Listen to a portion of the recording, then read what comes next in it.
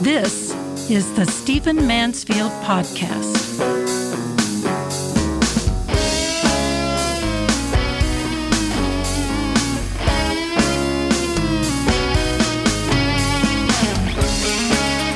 Well, welcome to the Stephen Mansfield Podcast, the podcast where we look at our times through the lens of character and history, faith, and leadership. It's great to have you with me. Hey, my next podcast is the 600th podcast of the Stephen Mansfield Podcast. And I'll do some special Q&A and talk about that. And thank you for being with me on that podcast. But I wanted to also answer a question that somebody has asked me on this podcast. What would that be? The 599th podcast before we get to the 600th, because somebody asked me a very insightful question. And since I'm a little bit wistful right now and reflective about the podcast that I do, I'm grateful that they asked me this question. It sets me up for sort of a reflective podcast before we get down to some Q&A that you have submitted next week in celebration of the 600. Somebody said, Stephen, you do such a great job, and thank you for the compliment, of talking about trends and the broader things shaping our world. You're not just on the cutting edge, the ragged, nervous cutting edge of the news cycle. Yeah, and I think that you miss what's really happening when you pay attention to those trees rather than the broader shape of the cultural forest. So thank you for the compliment. But they said, would you identify the two or three things, particularly regarding American society, that you think are the most critical? In other words, I talk about a lot of trends. I talk about a lot of philosophy. I refer to a lot of history, a lot of theology, philosophy, trying to understand what's happening in our times. However, they're asking, what are the top two or three? And I'm going to do that. I'm going to do that now and tell you the three things I think are most in crisis, most disturbing about American society, and that need to be fixed and that can be. And number one, and it won't surprise you that I say this, is number one, I think the West, and America in particular, is in a spiritual crisis. I think we are absolutely in a spiritual, religious crisis. And it's because, of course, of mounting secularism and anti-religious, anti-Christian thinking. Now, don't just think I'm preaching here. Let me tell you. Our founding fathers, if you go back and read them, understood that the only system of government that could work, if people weren't self-governed, if people didn't have morals, if people didn't have religion that governed their behavior in the world, the only system that would work, and the word work is in real question marks and quotation marks, is tyranny. In other words, if a people won't govern themselves, if a people don't have a moral and ethical system, if you can't trust people to walk into a business and not murder everybody, if they don't have some value system, some moral system, some connection to God, some religious or ethical system that causes them to behave themselves in the broad sense of what that might mean, you can't really have a government that's going to work. You can't restrain people at every level. There's no system in the world that's going to restrain everybody's hands, feet, mouth, guns, knives, money, belief systems for every individual in the country. That's ridiculous. So if you'll go back, you'll find that our founding fathers said the American system of government is suited only for, this particular quote says, Christian and moral people. Religious and moral people is what they spoke of more broadly. They understood that part of the reason America worked and the way they were designing it was that you had a people who were of noble intent, who had religious values, who had a belief that there is a God, who had a belief that God had determined right and wrong, and the citizens of the United States needed to observe that. There's no question they put their trust in that, whatever the secularists tell you today. It's why the U.S. government printed Bibles and gave them to the Native Americans. It's why they encouraged religion broadly. By the way, the First Amendment forbids the federal government from establishing or prohibiting religion, but it does not prevent it from encouraging broadly the benefits of religion in a society. And the states, by the way, at the time of the Constitution, could be as religious as they wanted to be. All that to say that we are, no question, living in a crisis of religion and faith. And I'm very encouraged by what I see happening on college campuses. I'm very encouraged by what I see happening in terms of spiritual renewal in our society. I think people have tried secularism. I think they've tried atheism. It's just not the way we're made. St. Augustine said, Lord, you have formed us for yourself, and our hearts are restless till they find their rest in thee. And I believe that. I believe that we are an unhappy, unsettled, restless people until we find our rest in God. That's as true of an individual as it is of a society. So I believe that one of our great crises is spiritual. And out of that spiritual, out of that religious crisis comes moral and ethical crises. The spiritual and religious has to do with the satisfaction and the wholeness of the human soul and the connection to God. But out of that comes moral and ethical crises, which becomes a problem right on the streets. This gets right down to policing. This gets right down to behavior in schools. This gets right down to how we conduct ourselves in our marriages and with our kids and in society. So there's no question we have a crisis there. But I'm encouraged by what I see among the young. I'm encouraged by what I see in some quarters of religious life, religious institutions. And of course, I'm also very disturbed by what I see of weak churches and compromising pastors and things of that nature. So I'm where most of you are. But if you're asking me for a 30, 40,000 foot view, I would say that we definitely are in a religious crisis, a spiritual crisis. We need connection to God. We need to recover our souls. We need to recover the ethical systems that God designed and reconnect that to our national life. Okay. Number two. What's the second thing I think is the biggest crisis? And this may surprise some of you, but I have alluded to it before. I believe that we are in crisis because Congress is broken. When I watch our national life, a lot of what goes wrong, a lot of what doesn't work in government, a lot of where things are neglected, a lot of where we have oversized authority exercised by the other branches of government is because Congress is broken. I have a number of friends who are leaving Congress right now, and they're doing it because they are dejected. They're upset. They're saying Congress is broken. They're disgusted. Just sometime Google and find out how many members of Congress are leaving. And even among Republicans, who should be happy, by the way, right now they control almost everything, they're leaving because they're disgusted. And frankly, a lot of them are really good patriots, really good people, but they're fed up with our government. Congress is broken. Do you know that the Constitution places most of the major issues of our national life in the hands of Congress? It's Congress that ought to be determining tariffs. It's Congress that ought to be declaring war. It's Congress that even has, by the way, the authority to determine what topic of cases the Supreme Court hears and which ones it doesn't. Yeah, judicial review, the range of judicial review can be set by Congress. It's happened before. For those of you who are lawyers, Ex parte McCardle was a famous case, as you probably know, maybe you don't recall it from law school, in which Congress set the range of judicial review. It's exactly what needs to be going on. So all of that to say, Congress is given the primary authority. Congress should be determining immigration policy. Congress should be, quite frankly, checking the current president. I say this all the time. I have to kind of reintroduce myself each time and say, I'm happy for a lot of what Trump is doing. I'm grateful for some of the things he's addressing. I'm seldom grateful for the way he goes about it and the bragging, bullying way that he does it. But he's no question engaged in executive overstepping. He wants an imperial presidency, and it's Congress's job to check that, not the Supreme Court, not the states. It's Congress's job to check that. Do you think that's going to happen? No. We've either got a MAGA movement in Congress that is just about whatever Trump wants to do. We've got a lot of people who aren't MAGA in the Republican Party who are scared of Trump. And then, of course, we've got the Democratic Party falling off the left side of the political spectrum. So when you're asking me what's going on in America, spiritual crisis, number one. Number two, Congress is broken. We need a reform movement in Congress.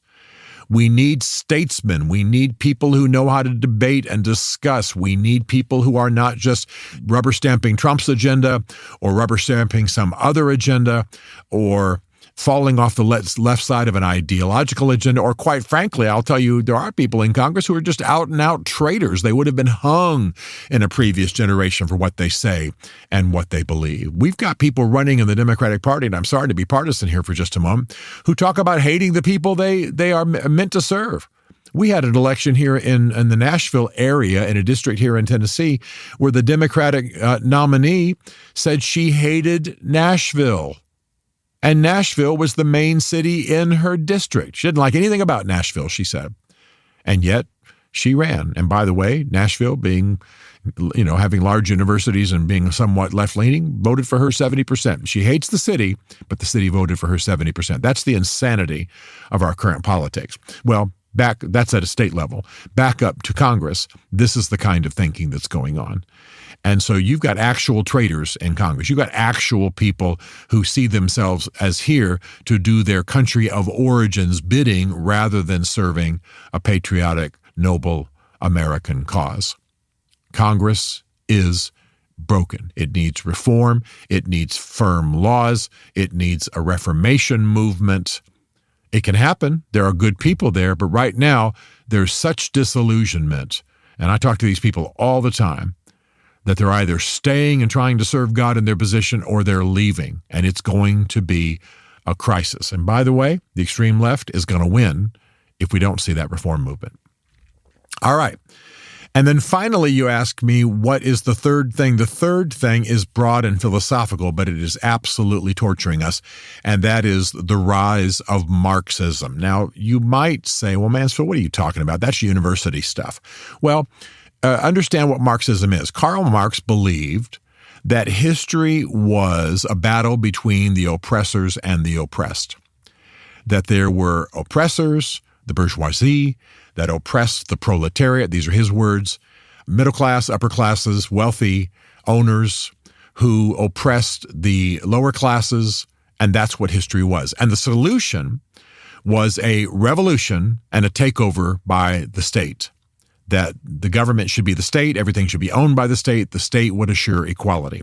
Now, broadly speaking, that thinking, even though America was founded on a completely opposite vision and then had to contend with a Marxist Soviet Union and Marxist other nations and battle against it, and won, by the way, even though we have fought these battles before, and I've told you my stories of living behind the Iron Curtain, I'm no big hero, but at least I saw some things.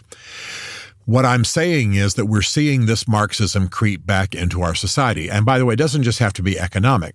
For example, critical race theory. I've talked about it in this podcast many times. You can have a racial version of Marxism, which is that history is all about different races oppressing each other or battling for liberation. And so everything becomes about that. And so, and you can have other versions of it too. You can have sexual Marxism.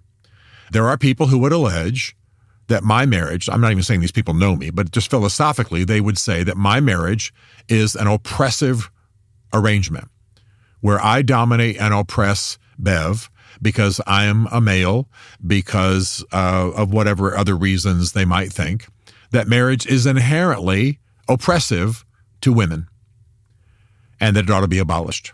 And if they came into my home as happy a marriage as we have, and I'm not bragging, Bev and I are very happy together, and she would tell you that. We're Christians and we love each other.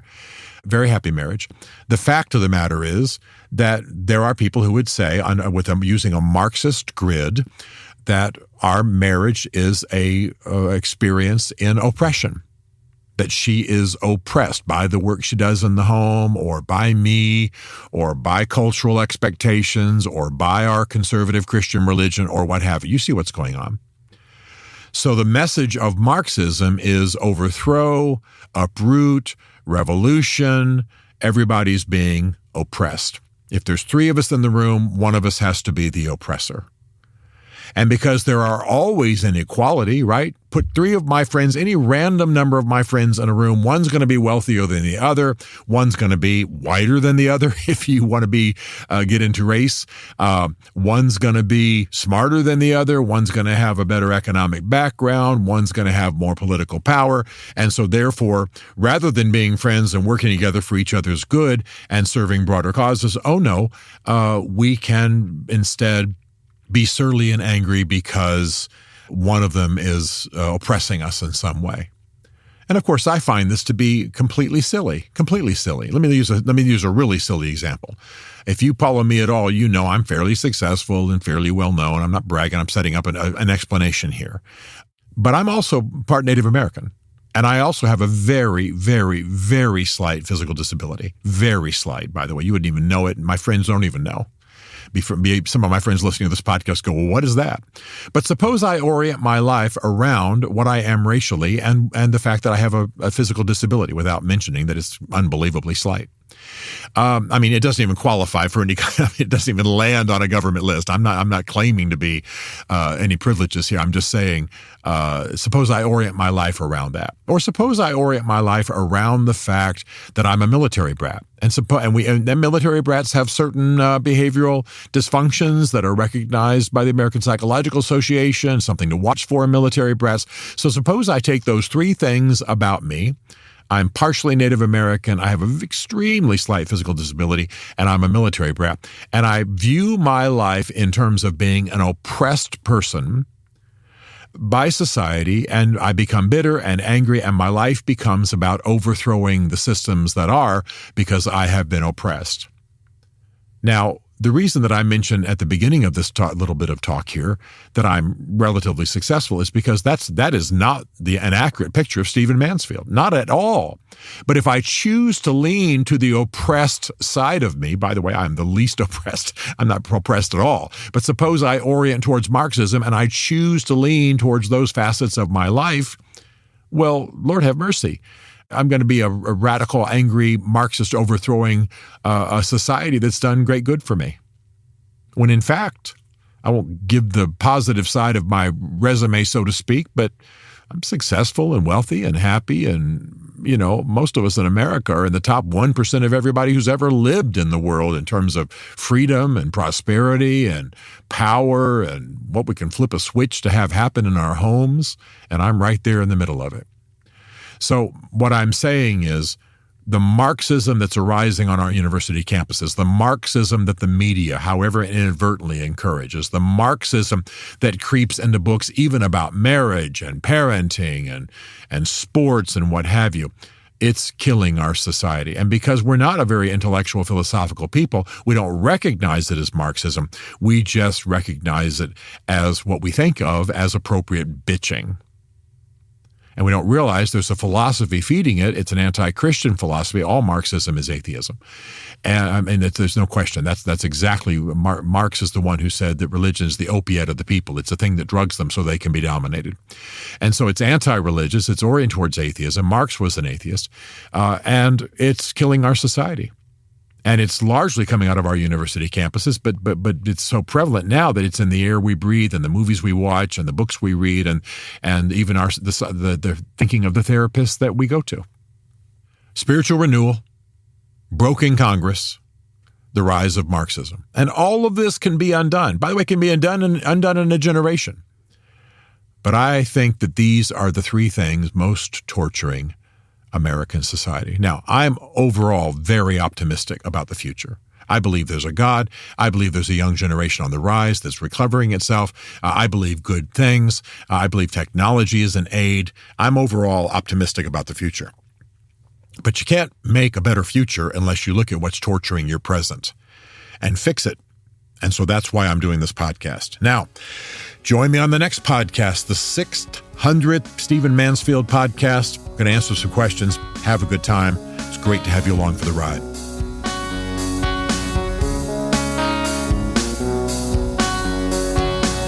Stephen Mansfield is a New York Times best-selling author, a popular speaker, and a frequent faith and culture commentator in international media.